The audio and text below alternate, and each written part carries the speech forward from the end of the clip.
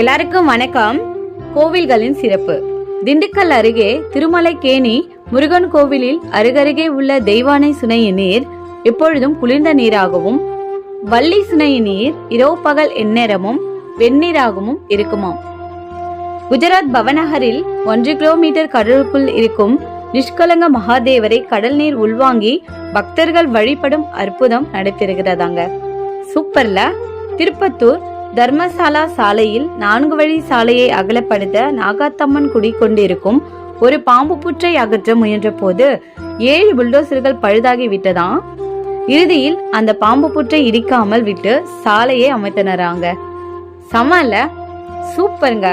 இந்த 3 விஷயமே இயற்கையின் ஒரு அற்புதமான படைப்பு தான். யாரெல்லாம் இந்த இடத்துக்கு போயிருக்கீங்கன்னு வீடியோக்கு ஒரு லைக் பண்ணுங்க, கமெண்ட் பண்ணுங்க. நன்றி.